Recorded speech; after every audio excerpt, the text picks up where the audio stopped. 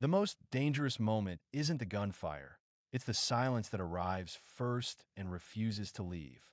At exactly 2:17 a.m., every radio at the outpost stopped working at the same time, and at first no one understood why that mattered because equipment failed all the time in the jungle. Moisture got everywhere, wires corroded, batteries died. But this time the failure came seconds after a calm, perfectly clear voice broke through the static and said, "We know where you are." And the most disturbing part wasn't the words themselves, it was the certainty behind them, the way the sentence sounded. Less like a threat and more like a statement of fact, as if the speaker wasn't trying to scare anyone, but simply updating them on the situation. This didn't happen during a famous battle. There were no reporters nearby, no helicopters circling overhead, no dramatic last stand that would later be turned into a movie scene. It happened at a temporary American outpost deep in the Vietnamese jungle, an outpost that existed for less than a week and then vanished so completely that for years its name barely appeared in official records. And when it did, it was reduced to a footnote marked abandoned after enemy activity. Earlier that evening, everything had felt normal in the most dangerous way possible. The kind of normal that makes people careless, soldiers smoking quietly, passing jokes back and forth, complaining about the heat that never faded even after midnight, about the insect that crawled into everything, about the food that tasted like metal and salt, about how strange it felt to be fighting a war where nothing seemed to happen most days. And that sense of boredom, of anticlimax, was exactly what lowered their guard, because fear keeps you alert, but boredom convinces you that tonight will be just like last night. The outpost itself was unimpressive, a rough perimeter marked by wire and sandbags that hadn't fully settled, defensive positions that looked solid in daylight but felt symbolic once darkness fell, and beyond that perimeter stretched the jungle, dense and layered, alive with constant noise, insects clicking, leaves shifting, distant animals calling to one another. A place that never truly went silent and never fully revealed what was moving inside it. What the soldiers didn't know was that they had been observed long before the first tent was secured. Eyes had been on them during construction, movements tracked from a distance, routines memorized with quiet discipline, and none of this was rushed because the enemy understood that time was an advantage, not a limitation. For days, they watched who took guard duty seriously and who treated it like a chore, who complained the loudest, who wandered just a bit too far to smoke alone, who startled at sudden sounds, and who pretended not to, because this operation was never about overwhelming force. It was about pressure, about understanding how fear moved through a group, about finding the precise moment when confidence turns into doubt. At 1:43 a.m., one of the sentries heard footsteps outside the wire, not rushing, not sneaking, just walking slowly and deliberately, as if the person making them had no reason to hide. And when the challenge was shouted into the darkness, demanding identification, the jungle answered with nothing at all, a silence so complete it felt intentional. And then the radio crackled, softly at first, before that same calm voice returned and said, "You left your perimeter open." And in that moment, the outpost shrank, not physically, but psychologically, because suddenly the jungle didn't feel like an unknown threat. It felt like something that understood them better than they understood it. Panic didn't explode instantly. It seeped in through small cracks. One man adjusted his helmet again and again, as if it were slipping even though it wasn't. Another wiped sweat from his face despite the air cooling noticeably. Someone let out a short laugh that ended as soon as it began, because everyone realized that sound mattered now, and the jungle remained quiet, as if listening, as if measuring reactions. When the radios died at 2:17 a.m., there was no escalation, no warning, no final transmission, just static that faded into nothing, cutting the outpost off completely. And that was when the strategy changed, because instead of gunfire, voices began to emerge from the darkness, calm, controlled, unmistakably human, speaking English with different tones and different accents, some sounding young, some older, some almost friendly, and they didn't shout the same phrases over and over. They improvised, they joked, they asked casual questions, they commented on the weather, they talked about cigarettes and coffee, and then they started saying names, real names, full names, and that detail did more damage than any bullet could have, because hearing, Your own name spoken by someone you cannot see bypasses logic and drills straight into something primal. Rifles were raised, muzzles tracking shadows that refused to become targets, fingers tightening on triggers that never pulled, because firing into nothing felt like surrendering control. Minutes stretched into an hour, then longer, and still no shots were fired, because the enemy understood a simple truth that many armies learned too late. Fear works best when it's allowed to breathe, when it's given time to grow and shape itself inside the mind.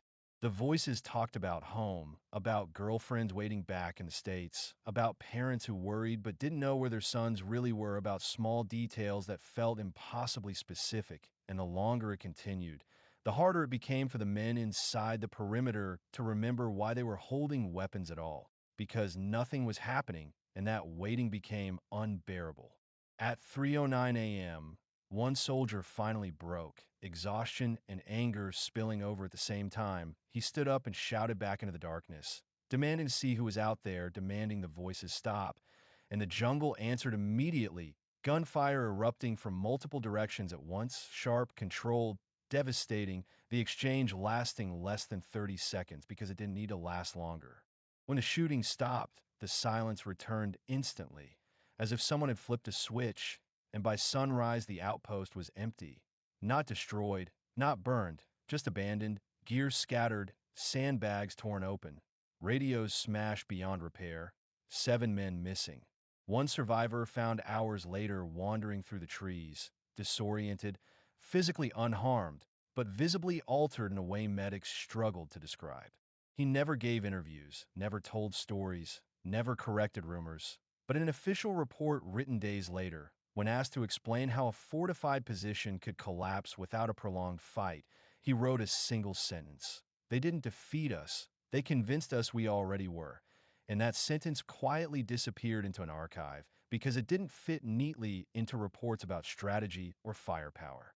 What makes this story unsettling isn't just what happened that night, but how deliberately it unfolded, because nothing about it was chaotic, nothing was rushed. Every step was calculated to strip away certainty, to replace confidence with doubt. And once doubt takes hold, discipline follows it out the door. Similar tactics would be reported later in other regions, other jungles, other conflicts, always following the same pattern. Observation first, pressure second, violence last, because once fear has done most of the work, bullets become almost unnecessary. Soldiers trained to expect ambushes and firefights struggled to process an enemy that preferred silence, an enemy that understood how to weaponize time itself, how to stretch minutes until they felt like hours, how to make men imagine threats worse than any reality. Veterans who later learned about this outpost described a strange reaction, relief that they hadn't been there, mixed with a quiet understanding that under the same conditions, with the same exhaustion and isolation, they might have reacted the same way, because courage is not a constant state. It's a resource that can be depleted. The jungle didn't defeat that outpost through superior numbers or equipment. It did it by forcing the men inside to confront something they couldn't shoot, couldn't see, and couldn't predict, and once control over the situation was lost mentally, everything else followed quickly. Long after the war ended, long after maps were redrawn and lessons supposedly learned, this incident remained quietly unsettling to those who studied it, because it suggested that the most effective form of warfare isn't always about destruction, but about persuasion, about convincing the enemy that resistance is already meaningless. When people talk about Vietnam, they often focus on large battles, on political decisions, on numbers and dates, but stories like this linger in the background because they reveal something uncomfortable about human psychology, something that applies far beyond any single conflict. Fear doesn't always arrive screaming. Sometimes it whispers, sometimes it waits, sometimes it introduces itself politely and asks you to listen, and once you do, it rarely leaves quietly. That outpost no longer exists. The jungle reclaimed the ground within months, vegetation swallowing the wire and sandbags as if they had never been there. But the idea behind what happened that night survived, passed quietly from report to report, from instructor to instructor, a reminder that some battles are decided long before the first shot is fired and long after the last echo fades into the trees. Years later, when analysts tried to reconstruct what really happened that night, they discovered that the most important moments weren't recorded anywhere because the most effective parts of the operation left no physical evidence, no craters, no clear timelines, only impressions, reactions, and a lingering sense of unease in the few documents that survived. Intelligence officers noticed a pattern that at first seemed insignificant. The voices heard around the perimeter didn't threaten violence directly. They didn't shout demands or ultimatums. Instead, they framed the situation as if the outcome was already decided, as if resistance would be pointless. And that subtle framing mattered more than any show of force. The human brain is wired to search for certainty under stress.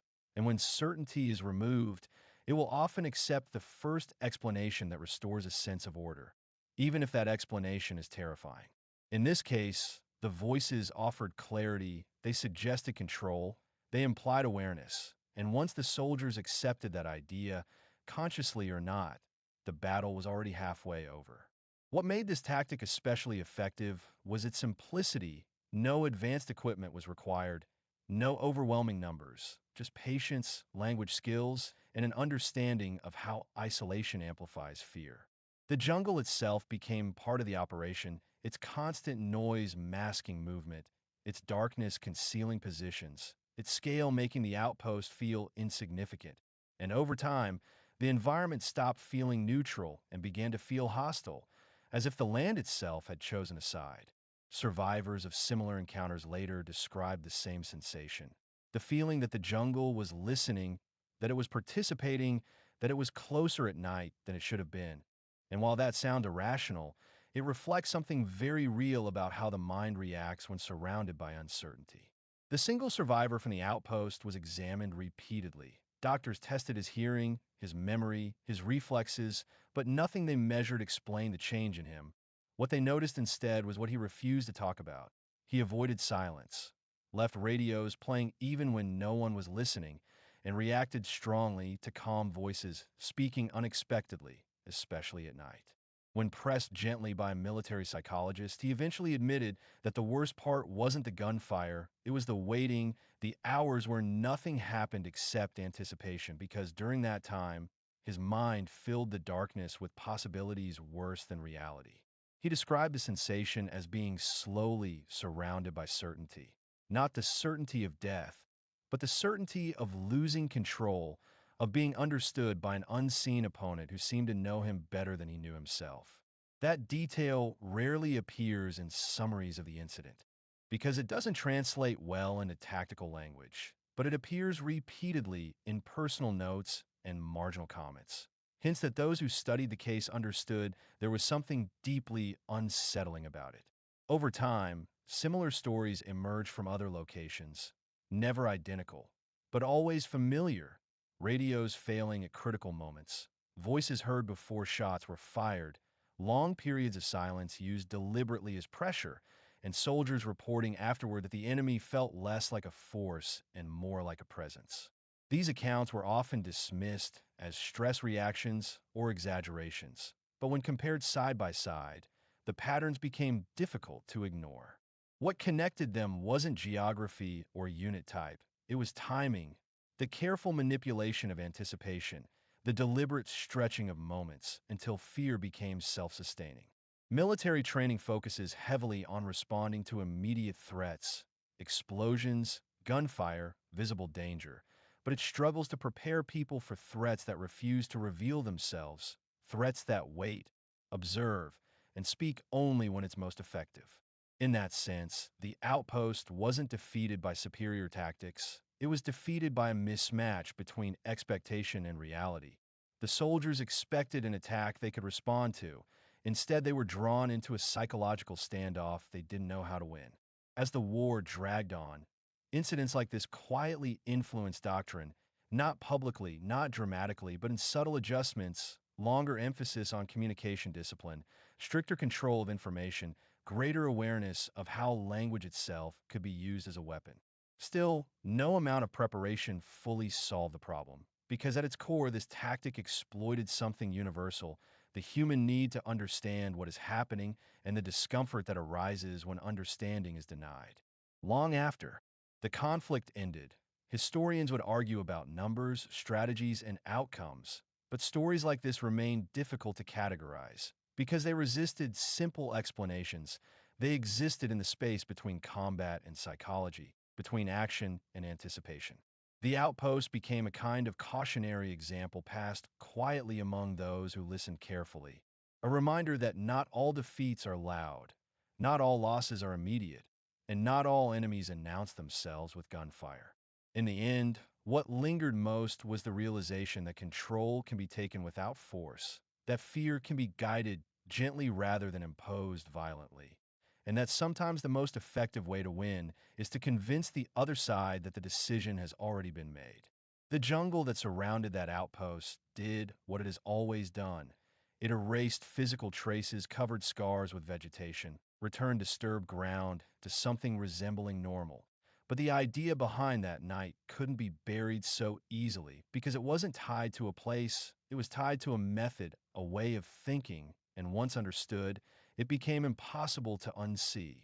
For those who study conflict, this story remains unsettling not because of what was lost, but because of how easily it could happen again under the right conditions: isolation, uncertainty, patience, and a voice that knows exactly when to speak and exactly when to remain silent. In the years that followed, long after the jungle reclaimed the ground where the outpost once stood, long after reports were filed and forgotten, the story refused to disappear completely because it carried a lesson that didn't belong to one war or one place. Analysts eventually stopped asking how the outpost fell and started asking why it felt inevitable in hindsight.